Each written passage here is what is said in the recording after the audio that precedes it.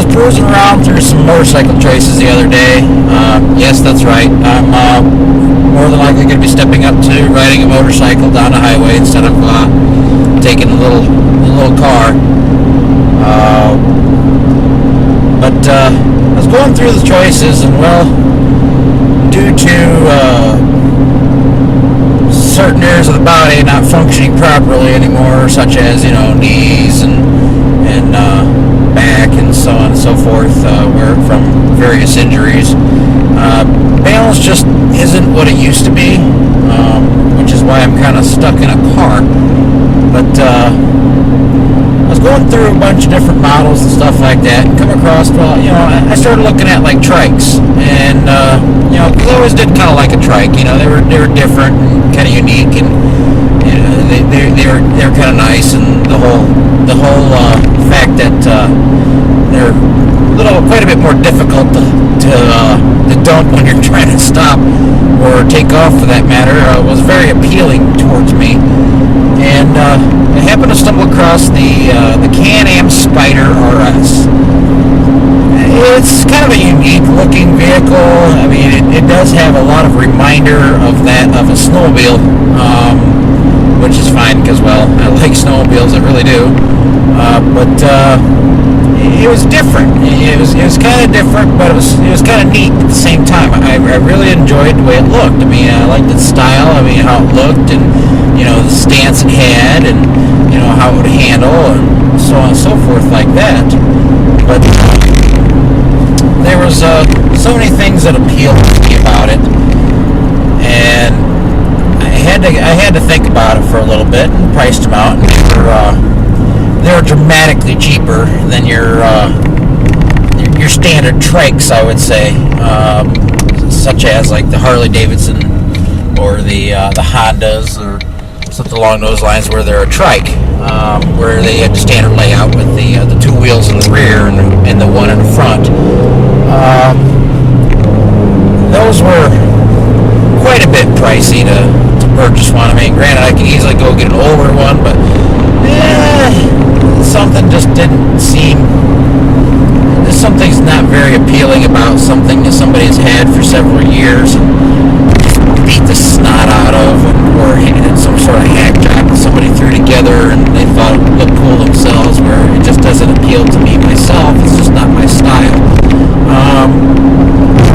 I'm kind of more like, I like the European styling. I like the smoother lines and the aerodynamic look, as well as the plastic body cladding, if you will. It gave something. It gave something more of a look of finesse to it. It was more streamlined and more appeasing to the eye. Not so much of a rough and tumble, brute-looking motorcycle. It was just it looked fast but comfortable. And so I was looking through that. I happened to go through and start looking at some of the issues that some people had with them. For the most part, it really didn't seem like there was that many problems with them. There's just a few minor things due to the massive size of the engine. I mean, it's a 990cc Rotax engine crammed into such a small little tight space with tons and tons of body cladding wrapped around it. Very, very, very few openings for airflow. Granted, I understand it's a water-cooled engine, but still, I mean, that block has to breathe a little bit. And so they were having some slight overheating issues. I mean, for the most part, it wasn't that major. It can be resolved by some aftermarket kits to where they open up the sides a little bit and get them to breathe a little bit better. But at the same time, you have that's another grand you dump into it just to make it cool a little better. But I think I can work that out. Not a big deal. Just some minor tweaking and changing here and there. Something like maybe even just throwing a bigger fan on it or something along those lines.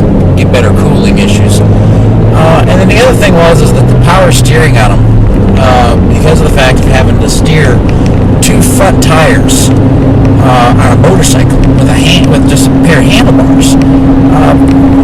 That can be quite an adventure to try to be able to pull that off. So they make them power assist, to where it gives you a little bit of assistance when trying to steer it. And well, it's noted that those fail, and there's so many people that say, well, the steering locks up, you can't turn it at all, because the power steering fails, the steering locks in place and you can't do nothing with it. Well, I happen to know that that's a farce. It's a lot like power steering in a car. Just because the pump quits, the car doesn't lose steering. It's just harder to steer, and they're trying to steer with the same force, and it's just not getting the job done. So it's like, well, that doesn't bother me so much. And it seems to be like the early models, like the 08s and 09s, seem to have the problems with it. The 010s and the 2010s should have the problem resolved. And even if it's not, at least I have the sensibility to, if the brakes, if that becomes a problem, stop the thing, not try to manhandle it and just not be able to steer it, careen off the side of the road. Hit the brakes and bring it to a stop. I mean, you can stop at a pretty fair short distance. So it's like, just hit the brakes and stop it. Don't drive like a maniac. This will be a new frontier for me. It'll be my first motorcycle. So it's one of those things where, I don't want to jump in headlong and just jump right on a two-wheel bike. And even then, it's something more of a leisure thing for me. It's not going to be my primary mode of transportation year-round, die hard. It's going to be a leisure thing. Something for me to get out and enjoy the ride, just to have the experience. So, let me know in the comment areas, or send me messages, whatever, and any experiences that you know of anybody's had with them, or you've had with them personally, good or bad, because I've been taking them all into consideration. I really have, because otherwise, I've also looked at going out and finding a Honda Goldwing conversion. I've stumbled across a few of those to where it's a trike, standard configuration trike, but it's the norm. And sometimes I like to be different. I like things to be a little different. So let me know any experiences you may have with them. What you think of them. Anything that's take to heart, take to mind, and to review on them. Stuff to where I should give it some more thought on buying it. But otherwise, for the most part, the very large trunk space in the front really does appeal to me a bunch. I really do like that. The ability to go out on long trips, take everything I need, pack it in the trunk in the front, and all fit in the storage compartments available on the bike itself.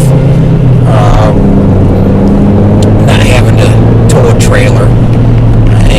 Granted, the trailer part doesn't scare me any at all.